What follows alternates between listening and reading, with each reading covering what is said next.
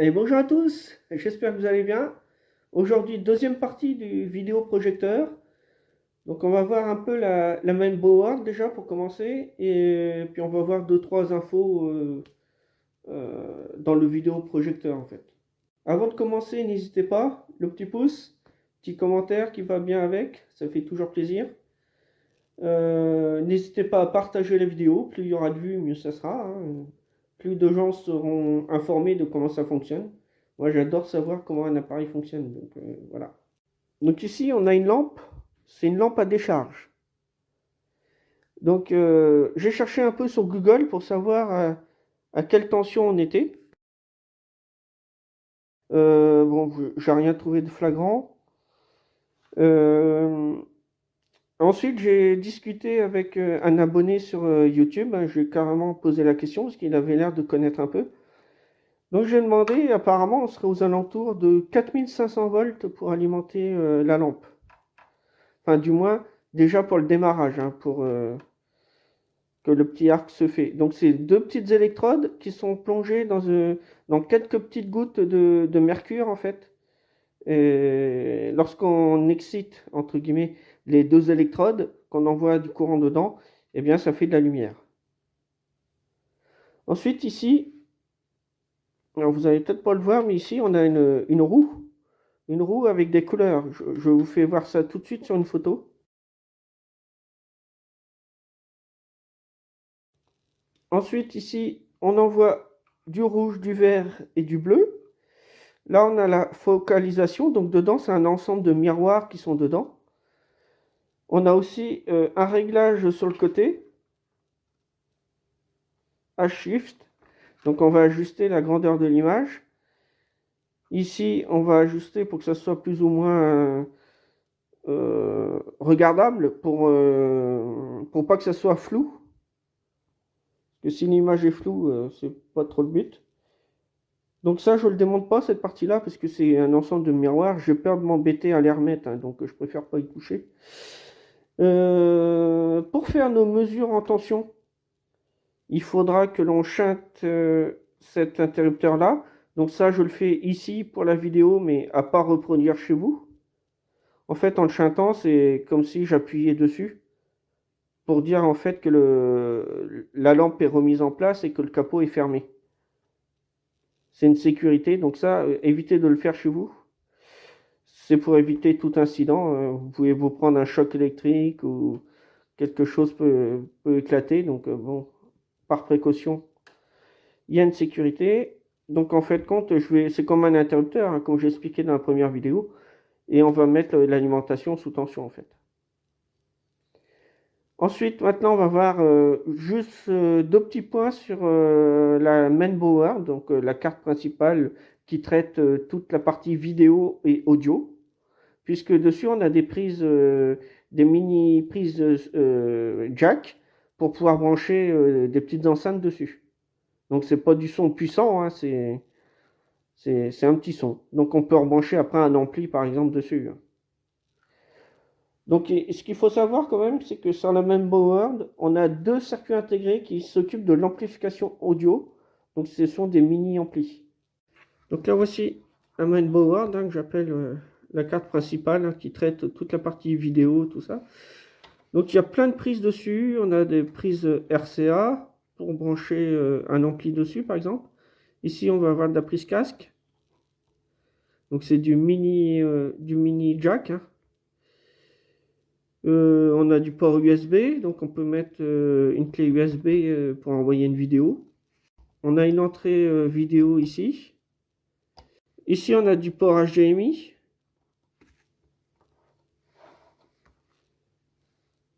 Du type C. On a... Voilà, c'est flou. On a une prise réseau. Donc on peut mettre le rétroprojecteur en réseau sur différents ordinateurs et envoyer ensuite une vidéo ou ce qu'on veut afficher sur notre vidéoprojecteur, hein. Ça peut être un PDF par exemple, ça peut être n'importe quoi. Ensuite, on a plein de circuits intégrés, vous voyez. Ça, ce sont nos LED rouge, vert et bleu qui envoient l'image. Donc maintenant, on va attaquer un peu, juste voir qu'est-ce qu'on a comme circuit intégré dessus. Je vous fais voir quand même toute la carte. Donc vous voyez ici le TPA 3110, ça, D2 à la fin, ça c'est un ampli audio. Donc cet ampli audio, là, le TPA 3110, il est capable de sortir 30 watts audio. C'est 30 watts max, hein. C'est pas... Ici, vous avez U2, c'est un LPC 1125J, donc c'est un CPU 32 bits qui fonctionne sur 50 jusqu'à 50 MHz. C'est un processeur Cortex-M0, MO. Ça, je ne sais pas trop ce que c'est, mais c'est une génération de CPU. Et son alimentation peut aller entre 1,8 volts jusqu'à 3,6 volts, pas plus. Vous avez ici la petite EEPROM qui va avec le CPU. Juste ici, vous avez la ROM pour U4. Ici, vous avez un IT6535TE, c'est le processeur HDMI. Et vous avez ici son petit quartz de 27 MHz, ici, là, où il y a mon doigt. Je vais prendre un stylo pour que vous voyez mieux quand même, ici. Ici, vous avez un petit circuit intégré, vous voyez. C'est le IS62LV256AL. Donc ça, c'est la RAM qui s'alimente en 3,3 volts. Ici, vous avez une petite EEPROM. Et ici, vous avez une ROM. Donc, la petite EEPROM que vous avez ici, c'est la 93C86A. Donc ça, c'est l'EEPROM. Ici, on a deux EEPROM. On a une ici. Et vers le contrôleur, on en a une ici. Eh bien, vous avez dans une des deux de stocker le nombre d'heures de la lampe du vidéoprojecteur. Donc, suivant le nombre d'heures, dès que le compteur va être atteint, on va avoir une information à l'écran, ou alors ça peut être un bip ou une LED qui clignote, pour nous indiquer qu'il va falloir remplacer la lampe. La grosse lampe. Donc la lampe, il faut compter à peu près 106 € quand même, hein, actuellement. Donc j'ai pas vu tous les circuits intégrés, hein. Maintenant, je retourne la carte. Hop là. On va voir le dessus de la carte. Ici, vous avez 3 MOSFET. Donc c'est en fait le driver qui va venir commander les 3 ventilateurs ici. Donc ça, ce sont les 3 ventilateurs pour refroidir au niveau de la lampe. Pour pas que l'ampoule chauffe de trop. Enfin, la lampe chauffe de trop. Et ici, ça, c'est le connecteur de l'alimentation. Donc on voit qu'il y a un filtrage avec des selfs. On voit très mal. Il y a des selfs. Condensateur ici, c'est pour supprimer toute interférence sur les alimentations. Donc c'est pour du filtrage en fait. Comme les selfs. Alors les selfs là peuvent servir de fusible. Si vous avez un circuit intégré qui est en court-circuit ou un régulateur, vous pouvez être amené à voir les petites selfs ici qui sont cramées, hein, enfin qui sont coupées. Ça peut arriver, c'est une des pannes qu'on peut rencontrer. Donc sur la face avant, on a ici un DLP de Texas Instruments. Donc c'est un DDP 4421-HV. Donc lui, il sert au traitement vidéo, vraiment le gros traitement. Donc c'est un gros processeur. Et on a ici un quartz associé qui lui est de 20 MHz. Ici, vous avez une ROM. Donc ça, la ROM, c'est différent avec les PROM et différent avec la RAM. Alors, sur la face du dessous, on avait vu que ici, on a une RAM. Donc une RAM, en fait, lorsque on va mettre le vidéoprojecteur en route, on va stocker tout un tas d'informations sur la RAM. Et par contre, lorsqu'on va éteindre le vidéoprojecteur, eh bien, sur une RAM, tout va disparaître. Toutes les informations qui sont stockées dessus disparaissent. Sur une EEPROM, ça c'est une petite EEPROM, on va venir enregistrer certains paramètres. Par exemple, on va y mettre le taux de la luminosité sur notre vidéoprojecteur. On va enregistrer les réglages différents qu'on va avoir pour le rouge, le vert et le bleu, tout ce que l'utilisateur va vouloir enregistrer pour ses préférences. Donc ça va être stocké dans une EEPROM. Et lorsqu'on éteint l'appareil, les informations restent inscrites dedans. Et vous avez par contre ici des ROM. Comme ici, on a une ROM aussi sur la face avant. Et bien, dedans, ce sont, pour simplifier, c'est un mini-programme pour fonctionner avec le processeur. Et lui, il est programmé d'usine. Donc lui, il peut poser problème s'il lâche, puisqu'il faut le commander auprès du fabricant, parce que sinon, on peut en acheter des vierges, mais si on le remet, eh bien, ça ne va pas fonctionner, puisqu'on n'aura pas la programmation dedans. J'ai vu sur YouTube, il y en a qui arrivent à les programmer, donc il faut avoir le soft pour pouvoir le programmer. La différence avec les petites EEPROM de 8 pattes qu'on a vu, là, des petits composants, bon, ça c'est pas une EEPROM, mais à 8 pattes, comme on voit, 4 pattes de chaque côté, comme on a ici sur la face arrière, ça c'est une EEPROM. Eh bien, on peut des fois, pour réparer un appareil, dans certains cas, en mettre une vierge, donc rien d'inscrit dessus, et parfois l'appareil redémarre. C'est le principe que l'on rencontre sur les télé LCD. Parfois, on peut remettre une petite EEPROM comme ça et le télé refonctionne. Sur d'autres, ça ne va pas fonctionner. Par exemple, sur les télé LCD grandins, il faut avoir le soft pour pouvoir le mettre. Donc, je retourne à nouveau ma carte. Ici, vous avez le circuit intégré de repère sur la carte U5.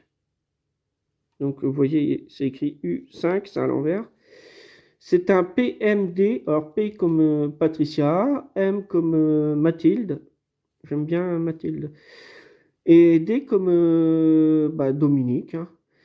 Émile après. Donc lui, il gère la polarisation de l'image. Vous voyez, il est associé au traitement en vidéo, hein. C'est tout proche. Donc ça, les petites selles que vous voyez, ça, c'est pour filtrer les différentes alimentations. On a des condensateurs qui sont associés d'ailleurs. Ici, c'est encore un MOSFET qui va gérer encore un ventilateur. Là, je vais vous parler vite fait de la façon que c'est conçu pour les MOSFET qui commandent les ventilateurs. Donc là, on a le plus du ventilateur qui est relié aux 12 volts. Ensuite, on ressort par le moins du ventilateur. Et on arrive sur la source d'un MOSFET à canal P. Donc, vous voyez, sur les MOSFET, la petite flèche qui sort, c'est le canal P, tout l'inverse des transistors classiques. La petite flèche qui sort sur un transistor classique, c'est du NPN. Là, dans notre cas, pour un canal P, eh ben, ça sera la petite flèche qui sort. Dans l'autre cas, on a aussi des MOSFET à canal N. N comme Nicole. Donc là, on a la petite flèche qui rentre. C'est tout l'inverse d'un transistor NPN. Vous voyez un peu les différences. Donc il ne faut pas se tromper quand on regarde un schéma. Bien identifier si c'est le symbole d'un MOSFET ou si c'est le symbole d'un transistor classique. Bon, les MOSFET, ce sont aussi des transistors, mais ils ne fonctionnent pas exactement pareil. Donc là, bien sûr, sur la gâche, on a une commande qui vient commander le ventilateur. Donc c'est suivant il y a des sondes qui sont fixées près de la lampe. Suivant la température, eh bien, je vais venir commander mon MOSFET pour avoir plus ou moins de courant en sortie pour le ventilateur. Donc le moins passe par la source et je ressors par le drain pour aller au GND. Parfois ici, entre le drain et le GND, on peut avoir une résistance de faible valeur. Par exemple, 47 ohms. C'est pour limiter le courant, en fait. Là, dans notre cas, il n'y en a pas besoin.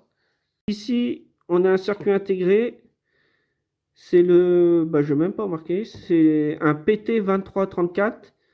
Donc lui, c'est un petit ampli audio qui s'alimente en 5 volts. Et c'est un ampli audio de 2 watts. Donc vous voyez, c'est pas puissant, hein. Ici, on a un petit circuit intégré. C'est le Q15.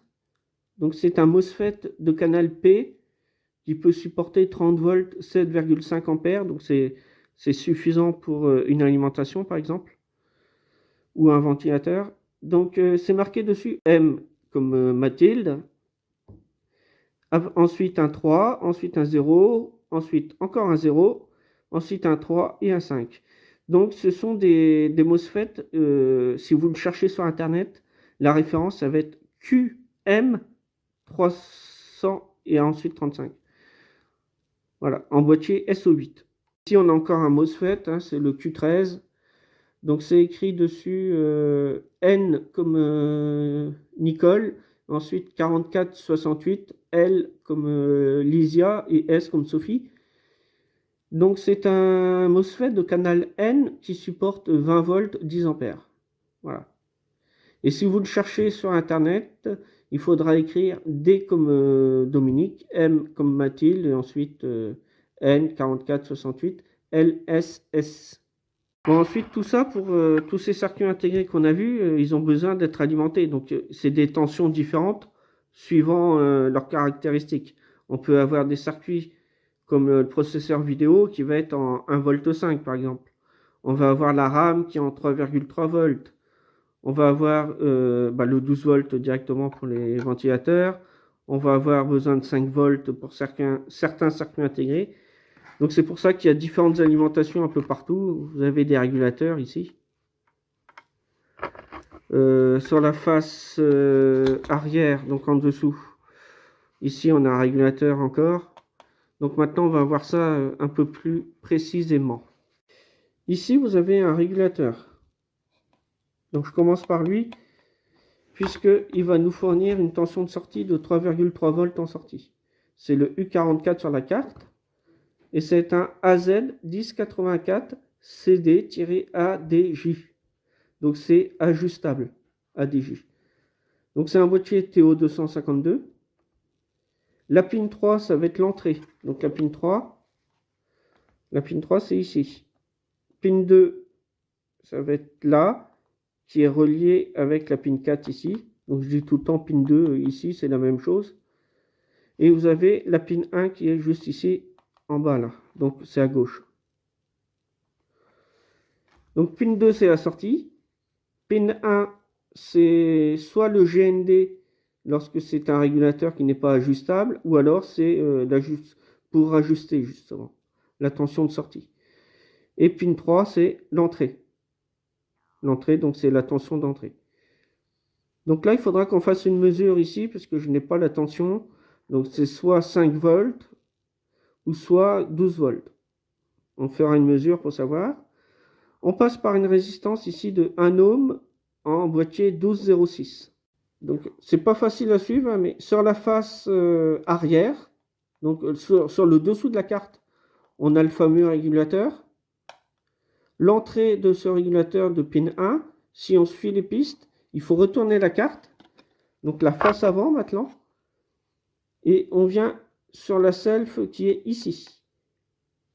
On passe par une diode de puissance, et on a la fameuse résistance ici de 1 ohm. Donc on passe par une petite diode D94 qu'on a sur la face du dessous. Donc la petite diode, je vous fais voir où elle est. C'est celle-ci. En boîtier noir là.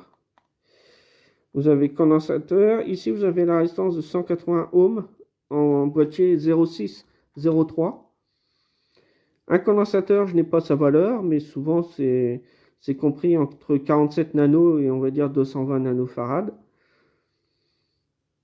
Ensuite, on a une petite self, la L90. Donc la L90, Elle est juste ici. Hop, là, si mon stylo veut bien. Juste là. Le petit boîtier, là, que vous voyez. Ensuite, on a une grosse self, la L14. Donc, la L14, c'est sur le dessus de la carte. L14, c'est celle-ci. Et ensuite, comme je vous ai dit, la grosse diode, la D20. Et ensuite, une résistance de 1 ohm 12,06. Et ensuite, on revient sur le connecteur d'alimentation. Donc là, ça va être la deuxième pin ici, à gauche, sur la rangée du haut. Donc ça, il faudra qu'on mesure pour savoir la tension qu'on a en entrée. Ce petit régulateur, il fournit du 3,3 à la RAM, à d'autres circuits intégrés. Donc ici, on a 3,3 volts grâce à l'association des résistances. Si je modifie cette résistance ici de 200 ohms, eh ben, je vais pouvoir avoir une tension supérieure ou inférieure, suivant la valeur de la résistance que je vais mettre ici. Là, dans notre cas, c'est une 200 ohms, mais on peut mettre 1 kilo ohm ou on peut mettre 100 ohms. On aura une tension différente en sortie. Donc c'est ça qui fait ajustable, l'ajustement de la tension de sortie.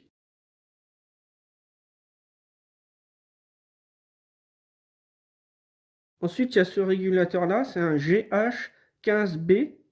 C'est un boîtier SOT 223. Donc là, c'est pareil, il est ajustable.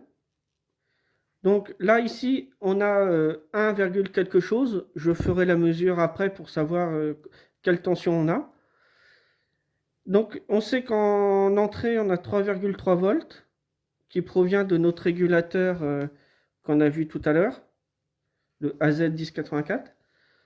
Est-ce que je suis bien centré là? Ouais. Donc ici, on a toujours la même résistance entre la sortie et notre patte qui est ajustable. On a une résistance de 120 ohms. Celle-là, elle ne bouge pas. Par contre, pour modifier la tension de sortie qu'on en souhaite ici, eh bien, on va modifier la valeur de la résistance ici qu'on a entre la pin 1 et le GND. Donc là, ils ont mis une 68 ohms.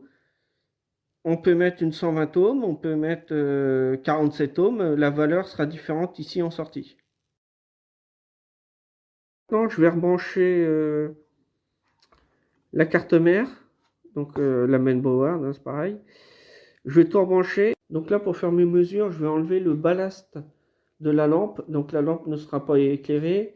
Le boîtier va peut-être se mettre en défaut, hein, se mettre en protection, mais on va quand même pouvoir mesurer nos tensions. Et je vais shunter l'interrupteur qu'on a ici, là, celui-là. Je vais le shunter pour pouvoir mettre en route. Sinon, je ne peux pas le faire. Bon, alors pour faire la mesure, je suis mis sur le calibre 20 volts continu. Le continu, je rappelle, c'est un V avec 3 petits points et un trait au-dessus. Et un grand trait au-dessus. Donc calibre 20 volts. La pointe de touche noire, je la mets au GND ici, commun avec tout le reste. Je vais mettre ma pointe de touche, si je peux y arriver, sur la sortie du régulateur. Je vais mettre sous tension. Je prends la télécommande, je sors de veille et je mesure 1 volt 92. Donc j'ai fait les mesures. On a un 5 volts ici en entrée. On a ici en sortie du régulateur 3,3 volts. Ce 3,3 volts, il va alimenter différents circuits intégrés et il va également alimenter ce régulateur-là, le GH15B. Donc 3,3 en entrée et en sortie, on aura 1 volt 92. Donc là, on arrive sur une tension vraiment faible par rapport aux 5 volts qu'on avait auparavant. 1 volt 92, les circuits TTL par exemple ne vont pas fonctionner avec 1 volt 92. Là, on va plus alimenter des microcontrôleurs. Donc pour ce régulateur-là, on va être sur la sortie, on va avoir un courant à peu près de 300 mA. Donc ce sont des régulateurs qui peuvent sortir en théorie 1 ampère max Mais là, on va être au niveau de la consommation aux alentours de 300 milliampères. 0,3 ampères si vous préférez. Que lui, là, le AZ1084, il est censé fournir 3 ampères max, il me semble, mais on va être aux alentours de 1 ampère en fait, hein, en sortie sur le 3,3 volts. Donc là, on a vu 2 régulateurs.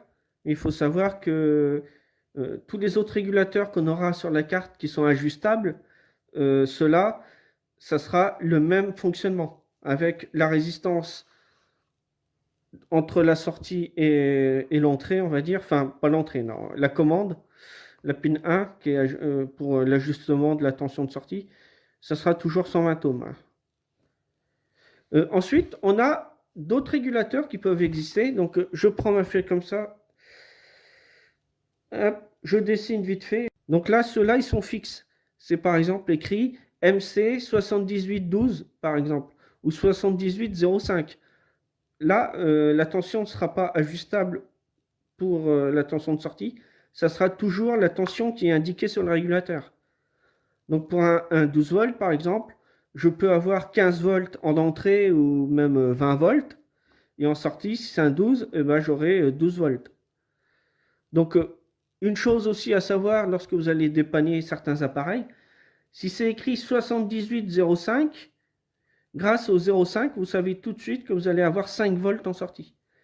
Si c'est écrit 79,12, ça sera un 12 volts, mais en tension négative. Donc ça sera un moins 12 volts.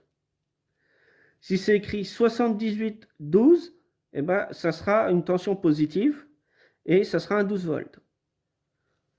Donc je ne sais pas s'il y en a dans l'appareil, je ne vais pas regarder, mais ce régulateur-là, vous allez le trouver dans plein d'appareils. C'est pour ça que j'en parle en même temps que la carte mère de notre vidéoprojecteur. Pour le ballast, certains vont être déçus, je n'ai pas grand-chose à dire dessus. Juste dire qu'on a du 320 volts sur l'entrée et qu'en sortie, bon, je ne sais pas si on est à 4500 volts. Moi, j'aurais plutôt dit qu'on était aux alentours de 1500 volts pour alimenter la lampe. Je me trompe peut-être, mais ça, j'ai aucun appareil de mesure qui peut supporter une telle tension ici en sortie, hein. Donc, je ne vais pas me risquer. Après, on peut faire une sonde pour pouvoir diminuer la tension que je vais avoir ici. Et avec un petit calcul, après, on sait combien de tension on a, mais bon, je ne vais pas m'embêter avec ça. Ici, on a simplement des MOSFET et des diodes. Et sinon, pour que ça soit simple pour vous, en fait, ici, on a des selfs. Ensuite, on a des condensateurs, ici, vous voyez. Là, il y en a 3 qui sont en série. C'est pour ça que j'ai pensé plutôt à 1500 volts.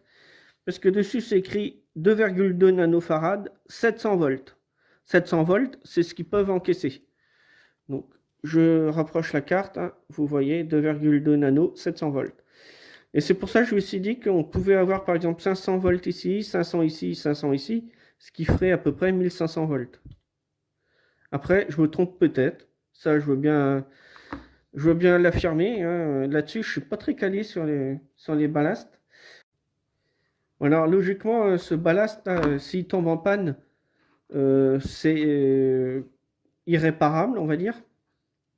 Il n'y a pas grand-chose qu'on peut réparer dessus. Bon, il y a peut-être la résistance ici, dite de sécurité, là qu'on peut éventuellement changer, la R1, ou la self ici, ou le petit condensateur, il n'y en a qu'un seul qui est chimique ici, donc ça on peut à la rigueur le changer. Mais sinon, si une self est HS, bon, si on est doué, on peut peut-être la rembobiner, changer le cuivre et refaire le nombre de tours qu'il faut, mais bon, ça, c'est pas si facile que ça à faire. Et surtout là, ici, vous voyez, c'est plein de circuits intégrés, c'est plein de CMS, c'est des valeurs que s'il y en a un qui est claqué, on va pas pouvoir arriver à lire la valeur. On n'a aucun schéma électronique dessus. Donc s'il y a une panne avec cette carte-là, dites-vous que c'est irréparable. Ici, on a un petit boîtier en SOT 223, ici, vous voyez. Juste là. Donc ça, je essaye de lire. Donc c'est un régulateur de 3,3 volts ici que vous avez. Donc la sortie, elle se fait sur la grande patte métallique que vous voyez. Voilà, j'essaye de rapprocher, voilà. La grande patte métallique, ça va être la sortie. Là, on remarque qu'il y a des petits autocoupleurs. C'est pour faire une isolation entre... ça, c'est la commande, donc ça va être tout le secondaire que vous allez trouver sur la mainboard. Et là, par contre, vous allez avoir la partie qui est reliée à la partie primaire de l'alimentation. Donc là, vous voyez, il y a des circuits intégrés. Ça, c'est des circuits d'alim à découpage. Ça va servir en fait à hacher à partir d'une tension continue. On va créer une fréquence en sortie. Alors, je dis une fréquence, c'est pour que ce soit plus simple pour les débutants à comprendre. Donc, on va avoir une double diode à chaque fois et un MOSFET pour chaque circuit intégré. Ici, vous avez une double diode et ici, vous avez un MOSFET. Donc, je reprends ma petite feuille que j'avais utilisée pour la vidéo. Donc, j'ai repris ma petite feuille qu'on avait vue tout à l'heure pour MOSFET et transistor. Donc, la double diode. Pin 1, on va avoir l'anode de la première diode. Sa cathode, elle va être reliée à la pin 2. Ensuite, on va avoir la pin 3, donc la troisième patte. Ça sera la deuxième anode pour la deuxième diode. Et sa cathode sera également reliée à la pin 2. Donc, on a les deux cathodes communes. Et on a une anode de chaque côté. Donc, sur le petit boîtier que vous avez en TO220, donc là, je fais vite fait. À gauche, vous avez la première patte. Ici, au milieu, vous avez la patte 2. Et ici, à droite, vous avez la patte 3. Donc ça, c'est simple comme bonjour. Ces double diodes-là, on les retrouve dans les alimentations à découpage pour le secondaire, souvent. Ouais, souvent, très souvent. Notamment sur les télé LCD, par exemple. Sur les alimentations à découpage, vous avez ça. Donc à chaque fois, on va avoir une double diode à MOSFET. Ce circuit-là, une double diode à MOSFET. Celui-là, pareil. Et celui-là, une double diode et un MOSFET. Là, dans notre cas, ce sont bien des selfs, ne pas confondre avec des petits transformateurs. On pourrait croire que c'est des petits transfos, mais ce sont uniquement des selfs. Ici, on a un microcontrôleur qui va envoyer une information pour dire au ballast de s'allumer. Ensuite, la lampe va s'allumer à son tour, enfin, elle va être alimentée. Lorsque le circuit intégré en dessous va envoyer une impulsion par le MOSFET et ma double diode, je vais donc envoyer un courant dans ma self. Il faut savoir qu'une self, ça a un effet capacitif. C'est comme pour la bobine d'un relais. On trouve toujours une petite diode au niveau du relais. Donc là, je fais vite fait. Hop, ça c'est relié au GND. Souvent, c'est par un transistor que ça se fait. Là, on a une diode. Hop. Donc je vous fais voir ça tout de suite. On a la bobine du relais. On a le GND, donc souvent on a un transistor qui vient mettre la bobine au GND. Voilà, j'ai modifié le petit transistor qui vient mettre l'autre extrémité de la bobine au GND lorsqu'il est actionné, commandé.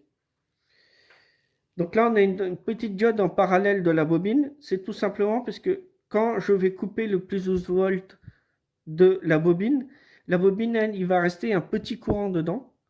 Et du coup, quand il est coupé, je vais passer par l'anode, ressortir par la cathode, et s'il reste du courant, bah, etc. Quoi, en fait.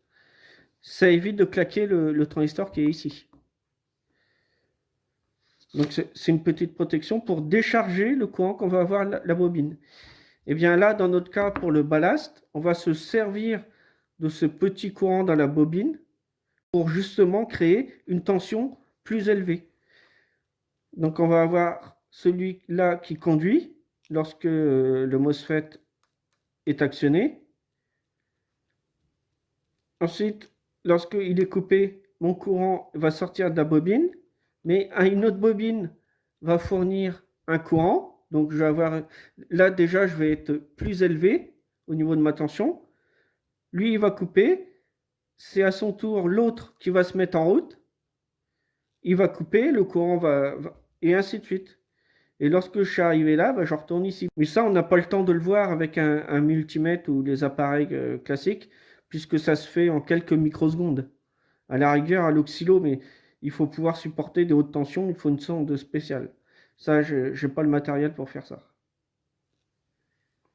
Certains en sont équipés, hein, mais moi non.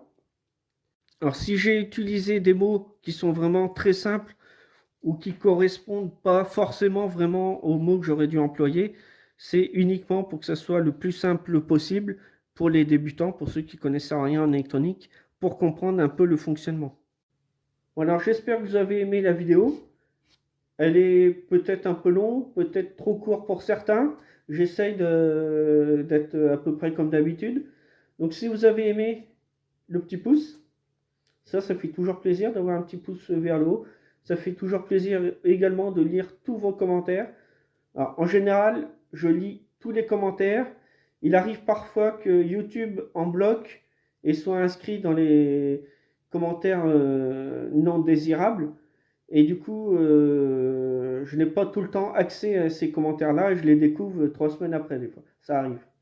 Comme là, hier soir, j'en ai découvert que ça date de 3 semaines, un mois, par exemple.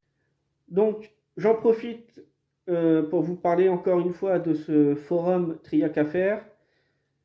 C'est un forum qui est gratuit. Nous, on touche à rien. Il y a de la pub, beaucoup de pub dessus, trop à mon goût.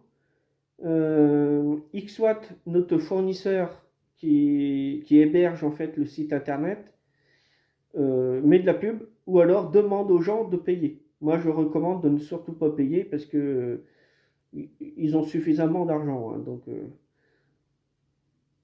c'est un grand groupe, donc voilà. Et déjà, ils se font beaucoup d'argent avec les pubs. Donc, bon, ce forum-là, c'est Triac à faire. Je mettrai le lien sous la vidéo. Je mettrai le lien également si vous avez besoin d'un multimètre. Ça peut être utile pour faire des mesures de tension. Donc voilà, j'espère vraiment que ça vous a plu. Je ne sais pas s'il y aura une suite pour ce vidéoprojecteur. J'essaierai de le faire fonctionner avec la lampe. Là, je vais remonter le ballast pour le rebrancher à la lampe. Pour l'instant, il s'allume. Donc, j'attendrai de voir qu'il y ait vraiment la panne pour essayer de comprendre qu'est-ce qui se passe. Mais à l'heure d'aujourd'hui, je n'ai rien vu qui peut poser problème sur ce vidéoprojecteur. Alors, peut-être que ça peut être un capteur de température qui bloque la commande du ballast. Ça peut être tout à fait possible. Ou alors, ça peut être la lampe qui est en fin de vie. Ça peut arriver aussi. Ou si la lampe a été remplacée par un modèle à pas cher, et du coup, parfois c'est vrai, la lampe peut poser problème. Ça peut ne pas vraiment bien fonctionner. Là, dans notre cas, je crois que la lampe est d'origine, et du coup, je pense pas que ça vienne de ça. C'est plutôt soit la commande du ballast qui fonctionne pas, ou un problème sur la carte de traitement vidéo. Mais au niveau de l'alimentation, tout me paraît correct. Donc, malheureusement, on n'en sait pas plus pour l'instant. Je vais faire d'autres vidéos après ce vidéoprojecteur. Et dès que j'aurai trouvé une panne sur ce vidéoprojecteur, j'hésiterai pas, je reviendrai vers vous avec le vidéoprojecteur pour vous indiquer un peu quelle était la panne sur ce vidéoprojecteur.